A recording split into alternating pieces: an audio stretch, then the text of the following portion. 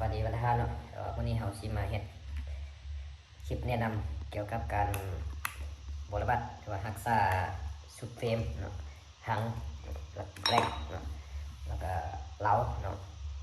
เดี๋ยวว่าให้มัน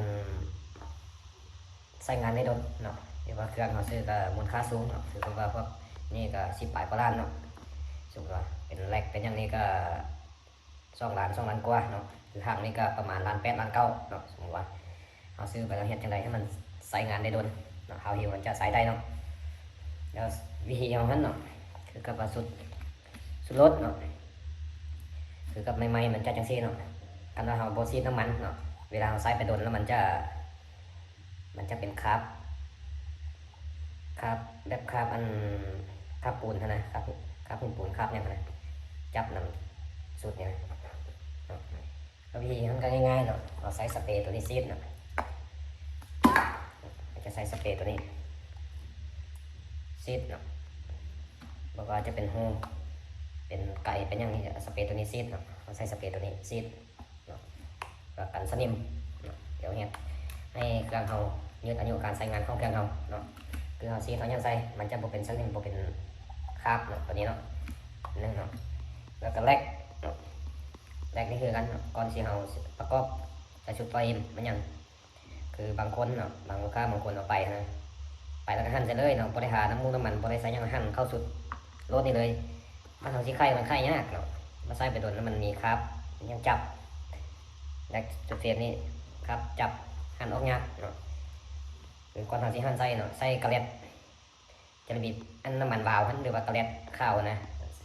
หรือว่าใส่สเปรย์ก็ได้เนาะสเปรย์น้ำมันซีดแล้วก็หั่นเข้าเนาะเข้านี่จุดนึงกันนะ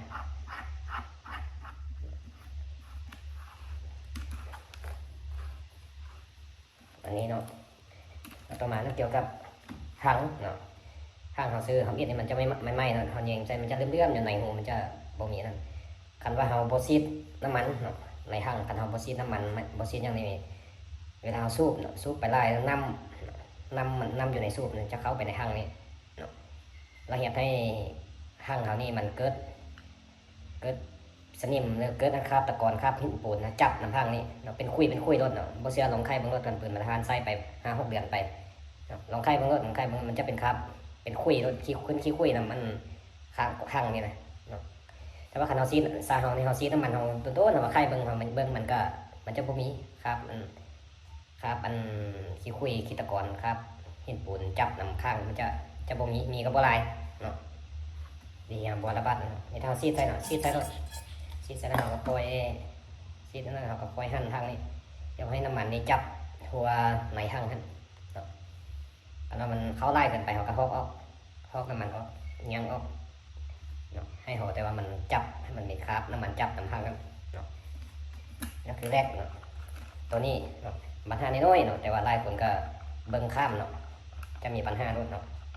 อีนี้เนาะพอเสียเขาเบิ่งรถเนาะบางคนเขาก็ฆ่าบางคนเนาะซื้อไปแล้วบอใส่น้ำมันบาจะกระเด็นบาน้ำมันบอซีดน้ำมันนะได้ห่างมาก็หั่นทางเขาเลยเนาะ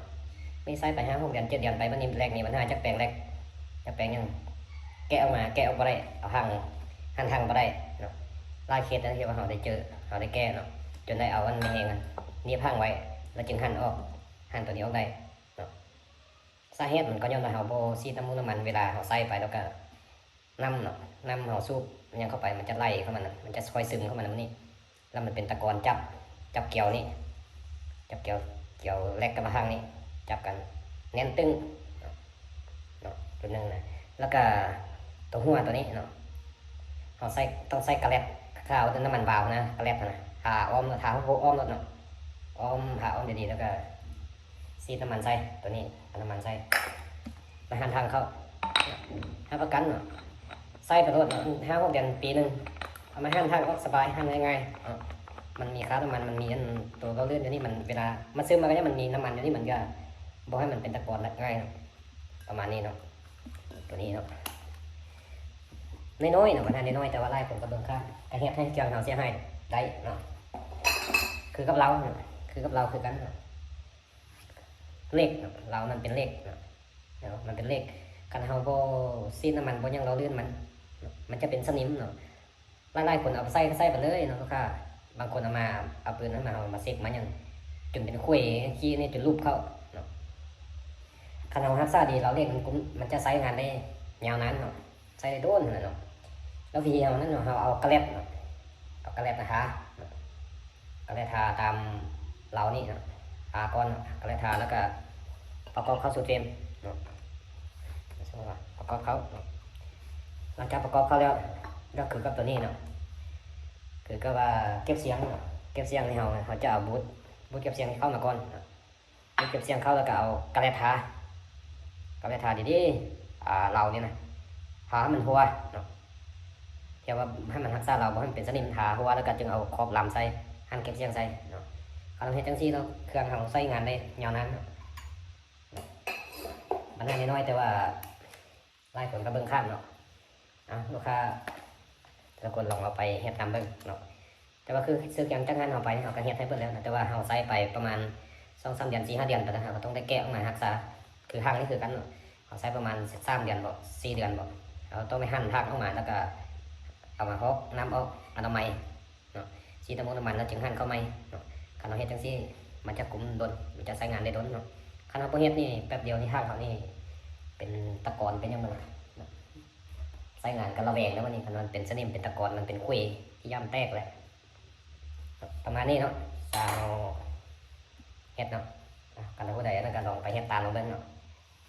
ขอบใจ